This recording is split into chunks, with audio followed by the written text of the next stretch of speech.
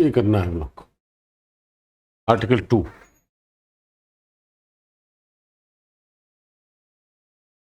क्या लिखा है, पढ़ो उसमें क्या लिखा है। नए राज्यों का प्रवेश या स्थापना। आगे क्या लिखा है?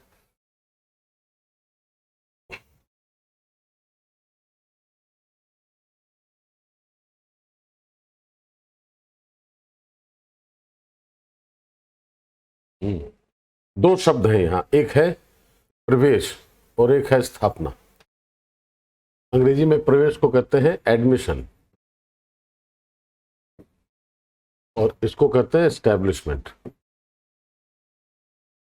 ठीक, यहां लिखा है संसद विधि द्वारा ऐसे निबंधनों और शर्तों पर, अंग्रेजी में कहा जाता है इसको टर्म्स एंड कंडीशंस। सुना होगा ना बहुत जगहों पर। जो वह ठीक समझे संघ में नए राज्यों का प्रवेश या उनकी स्थापना कर सकेगी। ठीक है, इसमें कहा क्या जा रहा है कि नए राज्य के प्रवेश या स्थापना के लिए सबसे महत्वपूर्ण संस्था कौन सी है? संसद। ठीक है, लेकिन संसद अपनी मर्जी से नहीं कर सकती, उसके लिए उसको विधि बनानी पड़ेगी, कानून बनाना पड़ेगा। ठीक, तो विधि के तहत ही काम कर सकती है। इसका मतलब क्या हुआ कि संसद के ऊपर विधि का महत्व है।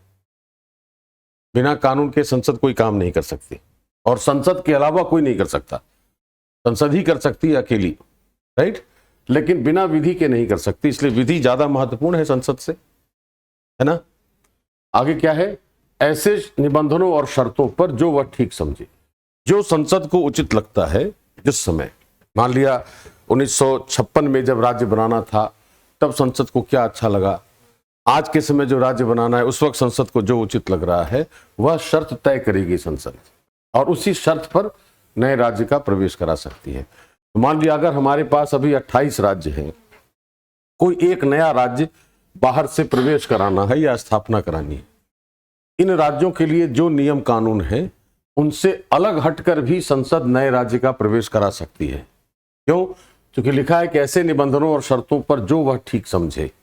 तो आज के समय में किसी राज्य को शामिल कराने के लिए अगर कोई खास शर्त चाहिए तो वह शर्त तय करेगी संसद। तो बाकी जो 28 राज्य हैं वह यह दावा नहीं कर सकते कि हमारे लिए वो शर्त क्यों नहीं रखी गई। क्या आया समझ में? है? जैसे मान लो कि हमने कोई एक राज्य है एक्स जिसको हमने इंक्लूड किया है स्टेट में, और 28 राज्यों को जो हमने अधिकार पहले से दे रखे हैं, इस नए राज्य को हमने 2 नए अधिकार दे दिए और तब प्रवेश कराया। ठीक, तो बाकी राज्य ये दावा नहीं कर सकते कि हमें ये 2 अधिकार क्यों नहीं मिले, क्योंकि यहां लिखा है कि संसद को जो उचित लगेगा वही करेगी। तो दूसरे राज्य इस राज्य के अधिकार के बराबर दावा नहीं कर सकते। ठीक है, क्या आया समझ में? विधि के द्वारा ही कर सकती है, अपनी मर्जी से नहीं कर सकती। अब हमें समझना है कि प्रवेश का अर्थ क्या है, स्थापना का अर्थ क्या है। प्रवेश का अर्थ होता है भारत के राज्य क्षेत्र में बहुत सारे राज्य हैं पहले से, एक कोई क्षेत्र है एक्स, कोई भी जो भारत की सीमा से बाहर है, जैसे जम्मू कश्मीर था पहले, तो हरि सिंह का शासन था, डोगरा साम्राज्य कहते हैं उसको, डोगरा एम्पायर था वह। तो किंग हरि सिंह, राजा हरि सिंह का शासन था वहां, और यह अपने आप में अलग था। ठीक, भारत ने इसको अपने में मिलाने की कोशिश की, एक समझौता किया दोनों ने, भारत और कश्मीर ने। ठीक है, और उसके बाद कश्मीर यहां आ गया और तब भारत ने इसको एक नया राज्य बना दिया अपना।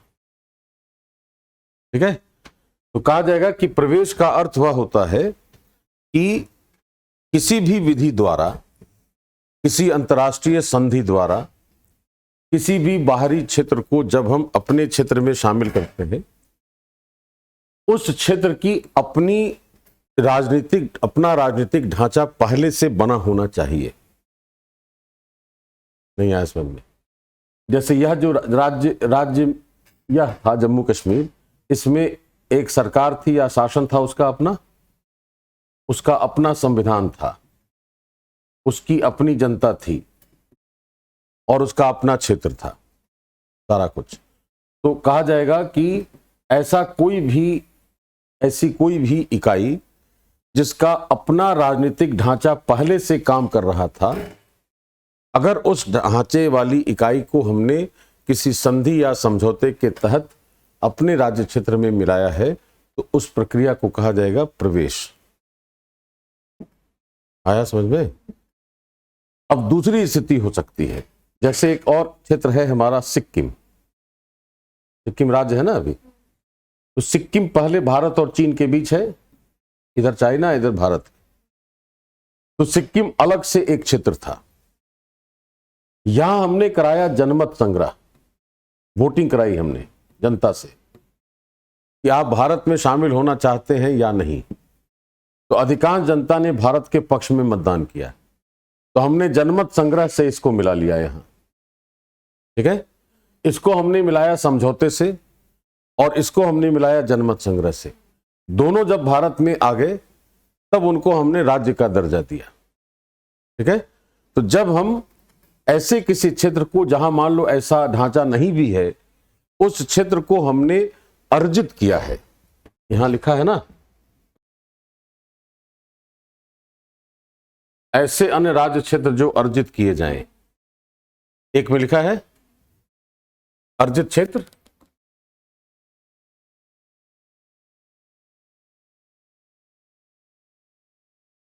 अनुच्छेद 1 में भारत के राज्य क्षेत्र में राज्यों के राज्य क्षेत्र, पहली अनुसूची में विनिर्दिष्ट संघ राज्य क्षेत्र और ऐसे अन्य राज्य क्षेत्र जो अर्जित किए जाएं, मिला अनुच्छेद 1 है ना। तो ठीक है, तो हमने सिक्किम को अर्जित किया, अर्जित करने के बाद इसको मिलाया हमने। तो जो क्षेत्र अर्जित करके हमारे यहां आएगा और अगर वह राज्य का दर्जा मिल जाए, उस राज्य को कहेंगे स्थापना। इस प्रक्रिया को दो तरीके हो गए। जम्मू कश्मीर को मिलाने के लिए हमने एक संधि की थी और जम्मू कश्मीर का अपना शासन था, उसका सब कुछ उसका अपना था। अगर अपने से कार्य करने वाले किसी क्षेत्र को हमने अपने क्षेत्र में मिलाकर उसको राज्य बनाया है, उस प्रक्रिया को कहेंगे प्रवेश। और अगर किसी क्षेत्र का हमने अर्जन किया हो, तो अर्जन करने के बाद जो राज्य बनेगा उस प्रक्रिया को कहा जाएगा स्थापना, ठीक है। अब स्थापना तो इसकी भी हुई है, तो या तो हम प्रवेश करा के स्थापना करें या अर्जन करके स्थापना करें, यही हो सकता है ना। तो प्रवेश कराने के लिए क्या होगा कि उसकी अपना ढांचा उसका होना चाहिए। अगर जिसका ढांचा नहीं है उसका अर्जन करेंगे, जिसका ढांचा है उसका प्रवेश कराएंगे। तो किसी भी विधि द्वारा या तो अर्जन से या प्रवेश से हमने राज्य को अंदर मिलाया और उन दोनों को राज्य का दर्जा दे दिया, तो दोनों प्रक्रिया को क्या कहा जाएगा? स्थापना। कि हमने उनको राज्य के रूप में स्थापित कर लिया भारत के राज्य क्षेत्र में। आया समझ में? यह कार्य कर सकती है संसद और उसके लिए संसद को कानून बनाने की जरूरत होगी। ठीक है, क्लियर हुआ? लिखो, इसको लिखवाता हूं। हेडिंग बनेगा नए राज्यों का प्रवेश या स्थापना। नए राज्यों का प्रवेश या स्थापना।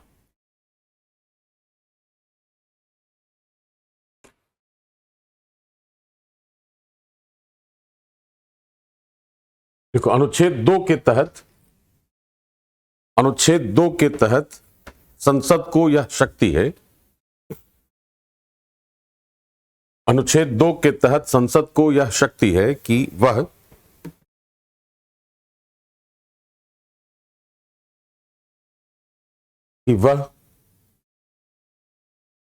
भारत के राज्य क्षेत्र में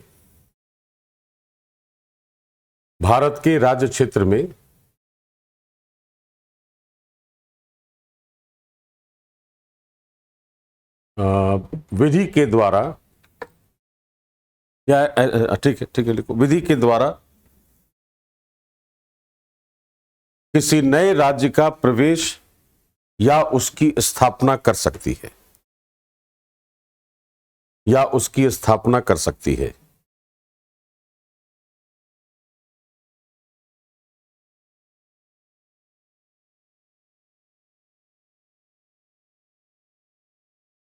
दूसरा पॉइंट है, इसके लिए संसद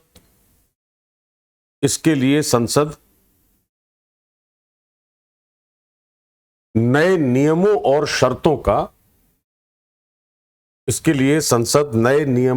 शर्तों का निर्धारण कर सकती है। इसके लिए संसद नए नियमों और शर्तों का निर्धारण कर सकती है।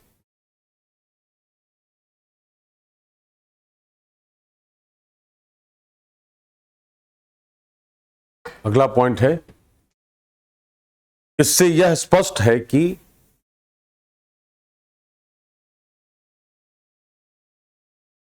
पहले से विद्यमान राज्य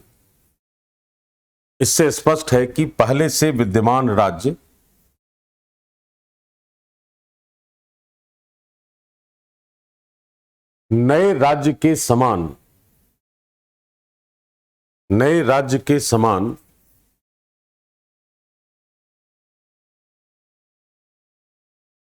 अधिकार प्राप्त करने का दावा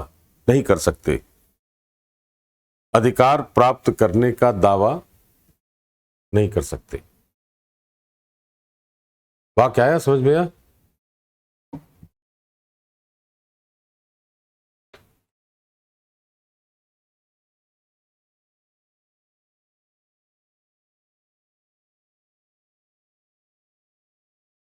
अब अगला पॉइंट लिखना है, जब किसी ऐसे क्षेत्र जहां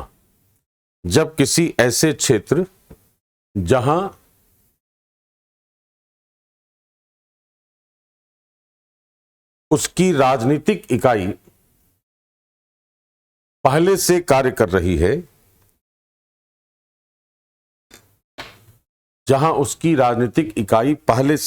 रही है, को भारत के राज्य क्षेत्र में शामिल किया जाएगा। भारत के राज्य क्षेत्र में शामिल किया जाएगा।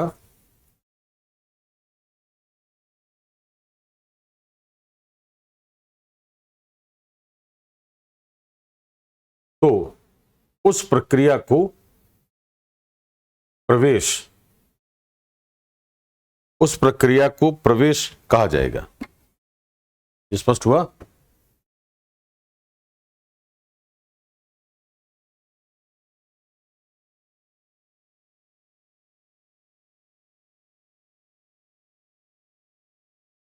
उस प्रक्रिया को प्रवेश कहा जाएगा। उदाहरण लिख लेना है, 1949 में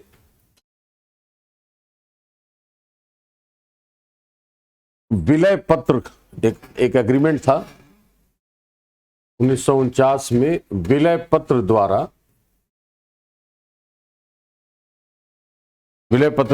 भारत के राज्य क्षेत्र में जम्मू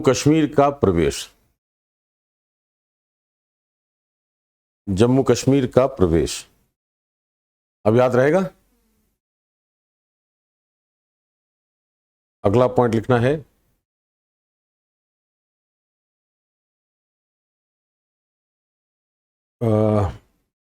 यदि अंतर्राष्ट्रीय विधि के तहत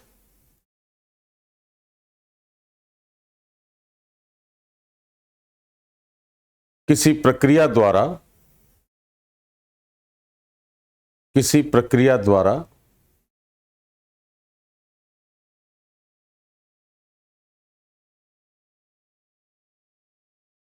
किसी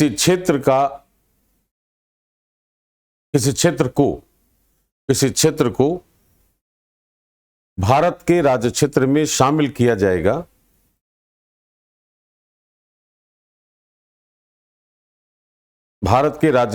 शामिल किया जाएगा, तो उसे अर्जन कहा जाएगा। भारत के राज्य क्षेत्र में शामिल किया जाएगा तो उसे अर्जन कहा जाएगा।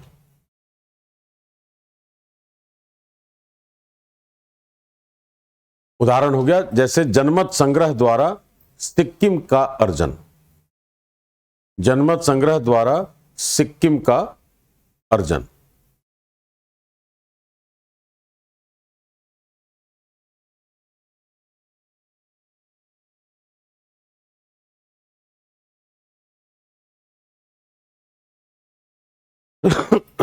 ठीक है, क्या दिक्कत है इसमें? ठीक है ना, आया समझ में?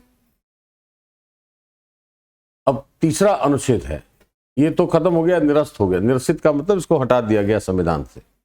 2 क जो था ना, यहां लिखा है 36वां संशोधन अधिनियम 1975 की धारा 5 द्वारा 26/4/1975 से निरसित। निरसित का मतलब होता है रिपील, उसको खत्म कर दिया हमने, हटा दिया संविधान से। संघ के साथ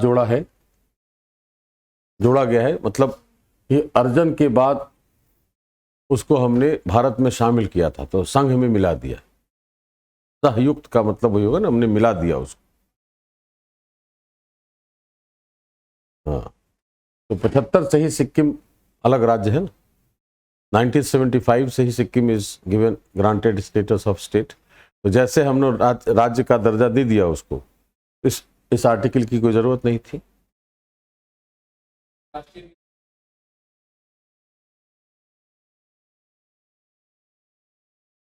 नहीं, ऐसा कैसे होगा? ऐसा नहीं होगा ना कि जबरन मिला लेंगे हम। अगर ऐसा कोई क्षेत्र है जो मान लो विवादित है सपोज, और वह क्षेत्र एक स्टेट और 2 स्टेट के बीच है, वह जैसे सिक्किम था, तो दोनों राज्यों में से किसी का नहीं है, वह उसने अपने आप को अलग कर रखा है। जैसे सपोज करें अभी POK है, पाकिस्तान ऑक्युपाइड कश्मीर, तो वहां अगर जनमत संग्रह कराया जाए तो वह भारत में शामिल हो जाए, नॉट बाय फोर्स, जबरन नहीं कर सकते। ये जो स्टेटमेंट है ना, ये शब्द जो है अर्जित, तो सुप्रीम कोर्ट का स्टेटमेंट है उसमें कि since acquisition is not defined in the constitution, acquisition की परिभाषा तो है नहीं, तो acquisition is defined as under international law, right. अब इंटरनेशनल लॉ में जब हम उसको डिफाइन करते हैं तो बहुत सारी प्रक्रिया है, जैसे सेशन, अध्यर्पण है ना, उसके बाद प्रेस्क्रिप्शन, ऑक्यूपेशन, प्लेबिसाइट या रेफरेंडम, ऐसे बहुत सारी प्रक्रियाएं हैं जिसके थ्रू हम अर्जन करते हैं।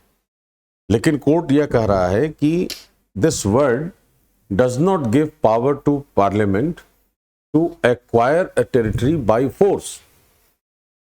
अर्जन शब्द हमें आक्रमण करने का अधिकार नहीं देता।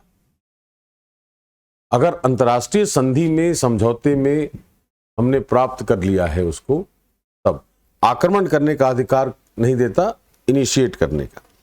लेकिन एक प्रक्रिया ऐसी है, ऑक्यूपेशन जिसको कहते हैं, कि अगर हमारे क्षेत्र पर किसी ने अवैध कब्जा कर रखा है तो हम उससे युद्ध करके उसको जीत सकते हैं, तो वह हमारा, क्योंकि वो क्षेत्र हमारा था पहले से, उसको जस्टिफाई करना पड़ेगा कि वो क्षेत्र हमारा था और जो बाहर से आया है उसने अवैध कब्जा कर रखा है। जैसे गोवा पर पुर्तगालियों का शासन था, तो गोवा का जो क्षेत्र है वह भारत शासन अधिनियम 1935 में जो भारत की परिभाषा है गवर्नमेंट ऑफ इंडिया एक्ट में, उसमें वो क्षेत्र हमारा क्षेत्र है, ठीक है। और उस पर पुर्तगालियों का शासन अगर था, इसका मतलब है कि पोर्चुगीज ने अवैध कब्जा कर रखा था गोवा पर, तो हमने युद्ध किया पुर्तगालियों से और गोवा को लिया वापस जीतकर, युद्ध में जीतकर, तो वह भी अंतर्राष्ट्रीय विधि के तहत मान्य होगा। तो युद्ध को मान्यता तब मिलेगी जब हमें हमारे क्षेत्र पर किसी ने अवैध कब्जा कर रखा है। ऐसे हम ये नहीं कर सकते कि हम किसी भी राज्य में आक्रमण करके और उसको अपने राज्य क्षेत्र में मिला लें और यह दावा करें कि हमने जनमत संग्रह कराया था। इसलिए कि सिक्किम के साथ क्या था कि Sikkim was not interested to join China, है ना। तो सिक्किम में विवाद इसी कारण से था ना, भारत और चीन के बीच विवाद का कारण रहा है यह कि चीन का यह दावा था कि सिक्किम में जो संस्कृति है वो हमारी संस्कृति से मिलती है और वह हमारा क्षेत्र है, but Sikkim was not ready to join China, है ना। और भारत ने जब जनमत संग्रह कराया तो भारत के फेवर में आया, but China does not accept that referendum. China के साथ अभी भी बहुत हद तक, हालांकि विवाद तो सुलझ गया सिक्किम का, लेकिन फिर भी वो बहुत सहमति से चीन ने उसको स्वीकारा नहीं। लेकिन चूंकि जनमत संग्रह को अंतर्राष्ट्रीय विधि में मान्यता मिलती है, इसलिए कोई समस्या नहीं थी। दूसरी चीज ध्यान इसमें यह रखनी है कि संसद जो विधि बनाएगी उस विधि से संविधान के किसी प्रावधान का उल्लंघन नहीं होना चाहिए, ये ध्यान रखेगी संसद। ठीक है। तीसरा जो अनुच्छेद है यहां तो लिखा है नए राज्यों का निर्माण और वर्तमान राज्यों के क्षेत्रों, सीमाओं या नामों में परिवर्तन, है ना। क्या है कि संसद, फिर बात वही है कि कार्य करेगी संसद। फिर लिखा है विधि द्वारा, बिना विधि के नहीं कर सकती। संसद विधि द्वारा क्या कर सकती है? यहां लिखा है कि किसी राज्य में से उसका राज्य क्षेत्र अलग करके अथवा दो या अधिक राज्यों को या राज्यों के भागों को मिलाकर अथवा किसी राज्य क्षेत्र को किसी राज्य के भाग के साथ मिलाकर नए राज्य का निर्माण कर सकेगी। या तो बांट दे उसको, या एक क्षेत्र निकाल ले दूसरे क्षेत्र के साथ मिला दे, एक राज्य को दूसरे क्षेत्र के साथ मिला दे, कुछ भी करके वह नए राज्य का निर्माण कर सकती है। अब क्या है, दूसरा क्या है, किसी राज्य का क्षेत्र बढ़ा सकेगी या क्षेत्र घटा सकेगी, कि राज्य की सीमाओं में परिवर्तन कर सकेगी, किसी राज्य के नाम में परिवर्तन कर सकेगी। जैसे बताया था उत्तराखंड का नाम उत्तरांचल था पहले, है ना, तो नाम में परिवर्तन कर सकेगी। इतने काम कर सकती है संसद अनुच्छेद 3 के तहत विधि के द्वारा।